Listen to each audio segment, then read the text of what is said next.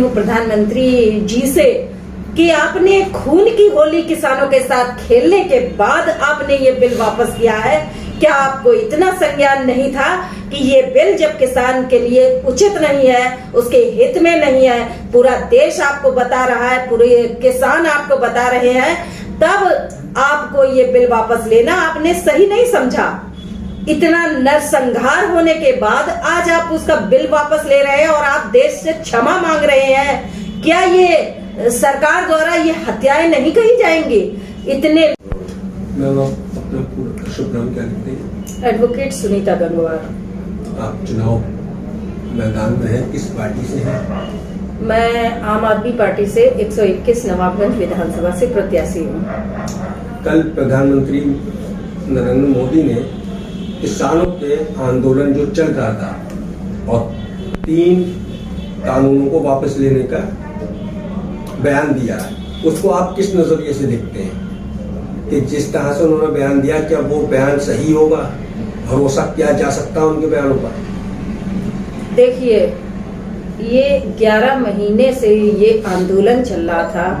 भारत का ये दुर्भाग्य है, इससे पहले भी सरकारें आई हैं, लेकिन ऐसा आंदोलन भारत के इतिहास में दर्ज नहीं है कि जिसमें सरकार के खिलाफ एक ऐसा कानून लेके आई है। सरकार एक किसानों के लिए काला कानून यानी कि डेथ वारंट लेके आई थी और अपने इस कानून पर सरकार 11 महीने तक अड़ी रही।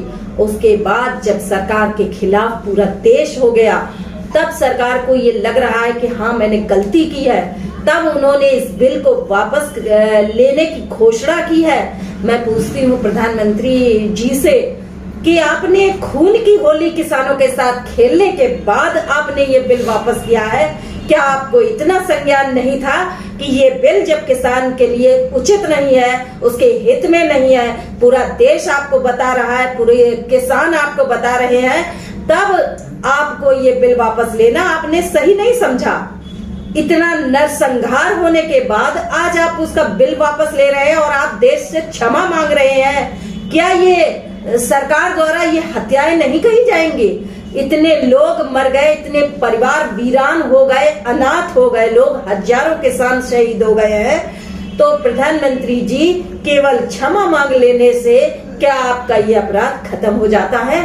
आपको देश क्षमा करेगा या नहीं करेगा ये तो आपको देश की जनता बताएगी, लेकिन आपने जो किया है देश के साथ में, ये आज तक ऐसा कभी हुआ नहीं है कि ऐसा कोई बिल आया हो जिसके लिए 11-11 महीने लोग आंदोलन में बैठे और आपके समर्थकों ने आंदोलन जीवी, आतंकवादी, पाकिस्तानी, खालिस्तानी कौन कौन से जो है अलंकार किसानों को नहीं दिए हैं। इतना सम्मान किसानों ने पहले कभी नहीं पाया।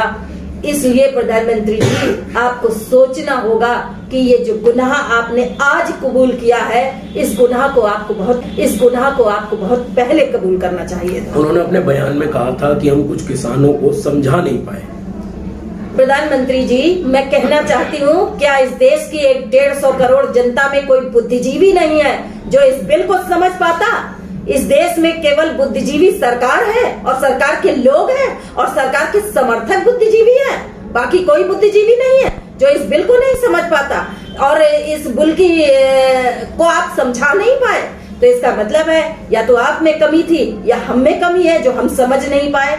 अब ये बातें कहने से कोई फायदा नहीं है, क्योंकि ये बिल आपको वापस लेना पड़ा है, क्योंकि आप भी जानते हैं कि इस बिल से कितनी बर्बादी हो चुकी है। पूरा देश आपके खिलाफ हो चुका है, पूरी सरकार के खिलाफ पूरा देश खड़ा हुआ है आज। इसलिए आपने आज इसको वापस लेने की घोषणा केवल अपने जनाधार को खिसकते हुए देखते हुए तब की है। इधर मैम कांग्रेस पार्टी कह रही कि हमारा आंदोलन में साथ देने से, समाजवादी पार्टी कह रही हमारे आंदोलन साथ देने से आज प्रधानमंत्री को झुकना पड़ा। क्या ये कोई राजनीतिक पार्टियों को अपनी पीठ थपथपाना चाहिए इस मामले में? नहीं, राजनीतिक पार्टियों को ऐसे बयान नहीं देने चाहिए, क्योंकि ये इसका श्रेय लेने की वो कोशिश ना करें। ये देश 70% जनता जो है किसान है, और जो आंदोलन में बैठे हुए थे, जो देश के बॉर्डर पे बैठे हुए थे, वो लोग कोई राजनीतिक पार्टी के लोग नहीं थे, वो किसान थे, जो किसानी करते हैं, किसानी का व्यवसाय करते हैं, वो लोग थे। इसलिए राजनीतिक पार्टी, हाँ ये बात ठीक है कि सभी राजनीतिक पार्टियों का इसमें समर्थन था और करना भी चाहिए, क्योंकि विपक्ष का काम ही होता है जनता की आवाज बनना। तो राजनीतिक पार्टियों को इसके लिए ये श्रेय लेने की कोशिश नहीं करनी चाहिए। जैसा कि प्रधानमंत्री ने अपने बयानों में कहा है कि इसी महीने की संसद में इस चीज को पास करेंगे, अभी बिल वापस नहीं हुआ है। क्या ये उम्मीद की जा सकती है उन्होंने जो कहा वो कर जाएंगे, क्योंकि पिछली बार की जो कहा आज तक किया नहीं है? यही तो बात है कि देश की जनता प्रधानमंत्री जी के ऊपर अपना विश्वास खो चुकी है।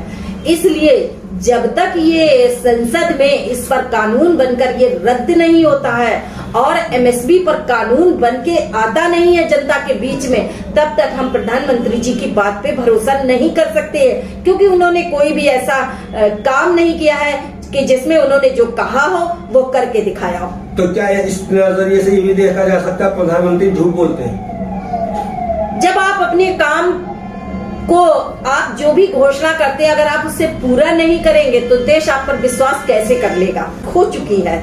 इसलिए जब तक ये संसद में इस पर कानून बनकर ये रद्द नहीं होता है और एमएसपी पर कानून बन के आता नहीं है जनता के बीच में, तब तक हम प्रधानमंत्री जी की बात पे भरोसा नहीं कर सकते हैं, क्योंकि उन्होंने कोई भी ऐसा काम नहीं किया है कि जिसमें उन्होंने जो कहा हो वो करके दिखाया हो। तो क्या इस नजरिए से ये भी देखा जा सकता है प्रधानमंत्री झूठ बोलते हैं? जब आप अपने काम को, आप जो भी घोषणा करते हैं, अगर आप उससे पूरा नहीं करेंगे तो देश आप पर विश्वास कैसे कर लेगा? इसे आप किसी भी रूप में समझ सकते हैं। जैसा कि प्रधानमंत्री ने कल ये कह दिया, उसके बाद प्रधानमंत्री ने अपील भी की है किसानों से अपने अपने घर जाएं, तो आप किसानों को, आप अपनी पार्टी की ओर से, अपनी ओर से क्या राय देना चाहते हैं? देखिए, हम तो यही कहेंगे कि ये आंदोलन इतने लंबे समय से चला है, केवल एक घोषणा पर ये आंदोलन नहीं खत्म होना चाहिए।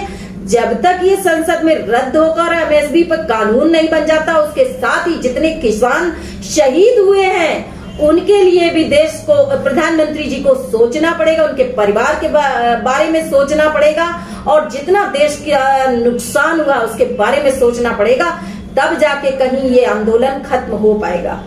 ठीक है, थैंक यू।